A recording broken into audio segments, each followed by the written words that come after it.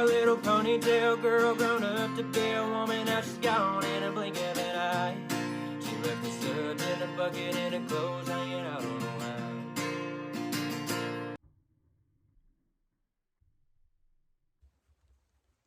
Good morning, everyone, and welcome to another day of Vlogmas. Today is Farrier Day. So I've been trimming hooves like since middle school. I was taught by a farrier and she did it professionally, and I was taught like just the basics. I actually almost went on to become a farrier, but my back just couldn't handle it, and now that I've had spinal injuries and skull and all that shit, I don't think I could ever become a farrier, but I just do my own, and it saves a lot of money, especially because I've got the experience, so why not use it?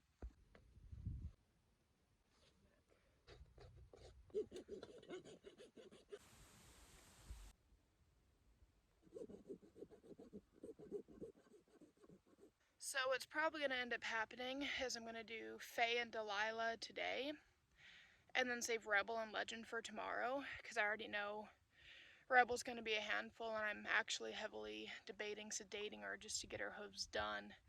Legend will be a good boy, though. I'm just about to pass the fuck out. The one thing I've always liked about Delilah is that for the most part she keeps up on her hooves, so there's not really a lot for me to do but touch-ups with her. Whereas like Filio, him not so much. So like when I was in the hospital, a lot of things went to shit that I was unaware of. It's just a long fucking story. So, you know, like his hooves got really bad. And so I've had to rehab him, and like there were times I just didn't ride him at all because I needed to get his hooves back in shape.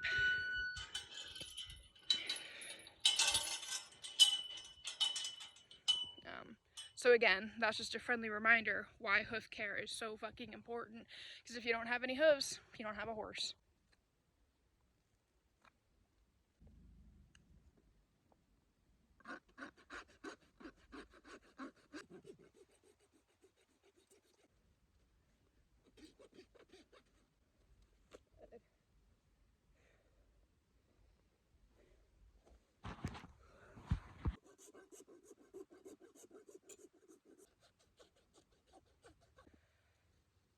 Yeah, I'm done with hooves.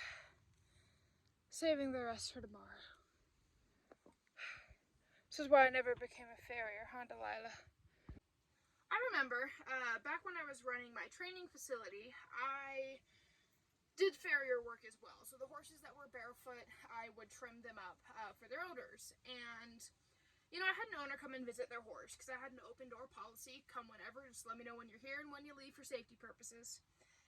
And anyway, so they came to visit their horse, and, you know, they see that I have like 6 horses lined up, right? And this was when I could do 6 horses at a time. And they come up to me and they're like, oh, well, can you do my horse too? And I was like, sure, just, you know, tie them up, line them up on the fence, and I'll get to them when I get to them. And then they were like, well, how much do you charge? And I was like, I charge $50 for a trim, which is the standard rate in this area. I don't do shoes, just the trimming. And they're like, oh, well, why do you charge $50? And I'm all, well, ma'am, that's the standard price in this area. And then she proceeded to be like, oh, well, I think that's too expensive, being that I already give you money for training my horse. And, you know, then I had to sit there and look at her, and I was all, ma'am, you're right. You know, I do train your horse, but this is a different service than training. And in our training contract, it clearly outlined, you know, that you're responsible for all that shit. So, well, okay, well, I just don't think it's fair. You know, and so we started talking more, and I'm all, well, you don't have to think it's fair. I won't do your horse if you don't want me to. You know, you can hire somebody else, and they'll charge you $50 fucking dollars. You know, I don't care.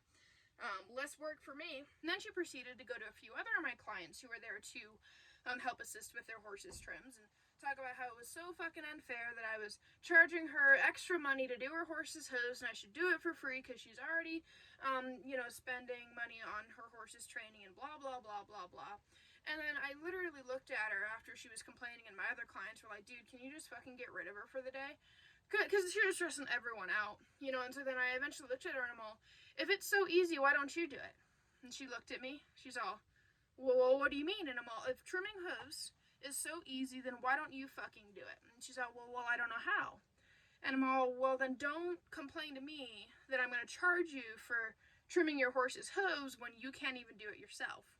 I did lose a client after that, but it's things like that that remind me why, or one of the many, many reasons I don't train professionally anymore. Like, don't get me wrong, I have the clients that I really did love and the clients that I thoroughly enjoyed.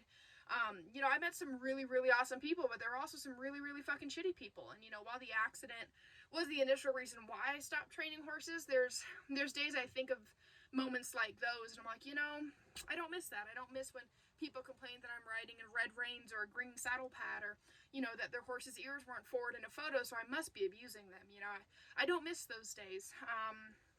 I mean, I do miss the horses, and I miss being in the barn 24/7, but clients like that, fuck no. The other thing that I really don't miss is how, you know, sometimes I would have to tell a client that they are being unreasonable, right? And I'd just be like, bro, you're being unreasonable. This is how it is. Take it or leave it. And then it could affect my entire income, right? Because now I just offended this person. I just pissed this person off. And now not only could I have lost a client, now they're going to go and tell all of their friends about how unprofessional Kenzie is. And meanwhile, I'm just literally stating the facts. And I've run into that issue time and time again with me, just as a person and as an equine professional when I was training, is that I'm blunt and I'm brutally honest. And if you're not doing right by your horse, I'll tell you straight to your face. I mean, I'll be polite about it and I'll be professional about it, but I'm blunt, and not a lot of people like that. And my personal opinion is that if the truth hurts, work to make that truth, I don't know, better. You know, if I'm telling you, like, hey, you know, you not getting this horse's hooves done is neglect, and you don't like that, well, get your horse's hooves done. But again, I like being able to be myself and being able to be my blunt and brutally honest personality without having to worry if it's going to affect my income, affect my clientele. Because I work at a place now where I literally get paid to be an asshole to people. Like, not literally, but, you know, you come in with some rude fucking customers and truckers thinking they own the fucking place, making sexual comments. Well, I'm allowed to just bite right back, and I kind of like that. And I mean, don't get me wrong. There's days that I want to go back to training horses with every bone in my fucking body. Yeah, you know what, I've thought about this, you know, long and detailed, because physically, that's the biggest challenge. But I could go back to work on a barn, so I don't really have to deal with that stuff specifically. And I've got plenty of barns who would take me back in a heartbeat, you know, so I won't necessarily have to work underneath my own name. But, you know, then I start thinking, and I'm like, Kenji, you love the horses. And I love some of the people. Some of them were truly phenomenal people, but yeah. With that being said, though, I think my biggest advice to anybody who wants to be a horse trainer, you gotta have thick fucking skin, and you have to have the tolerance level of a saint. Like, I do. But there are some situations that are just so unbelievably cruel and horrendous, and if you truly care about the horse, sometimes you just have to watch it. And it's hard, and so you have to have a thick skin. You have to be willing to watch abuse, mistreatment, neglect, and you have to be able to stand by and know there's nothing you can do about it. You know, and the hardest part of the job is the people. You know, the horses, you can handle the horses all day long. Like, if you know horses and you know how to, you know, train them and work with them, you're good to go. But as far as the people, dude, they'll tear your heart out, chew it up, spit it out, and stomp on it, and then repeat the process, you know. And then the horse industry is fucking ruthless. Like, it's a fucking bloodbath no matter where the hell you go. You know, everyone wants your name. Everyone wants your fucking head on their goddamn wall. And it's, you know, there's no lifting each other up. You know, it's not horse trainers helping horse trainers. No, it's horse trainers trying to fuck over other horse trainers so that they can get a bigger title or a bigger name under their belt. And it's fucked up. Not to mention horse owners and even professionals, they don't care about your life. They don't care about your home. They don't care about how hard you've worked for the things that you have accomplished in your life. They don't give a shit. You know, if there's something they can do to kind of like slow you down to get them a little higher up or a little bit more well-known, they're going to do it. You know, they don't care. They don't care about anything except their own success. And that's really disheartening because a lot of times the horses are the ones who suffer because of it. So enough rambling about horse training. So now, here I am. I'm going to wait for my ride and go to work.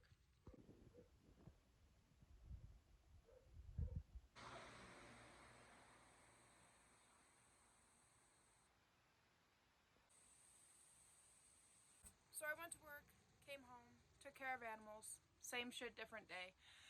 So I hope you guys all enjoyed this Vlogmas episode. If you have not already, please hit the red subscribe button. Check us out on Facebook, Instagram, our podcast available wherever you listen to podcasts. Check out our merch, among the many, many other things, and the links to all of that can be found in the description. So stay strong, stay true, stay wild, and I'll see y'all tomorrow.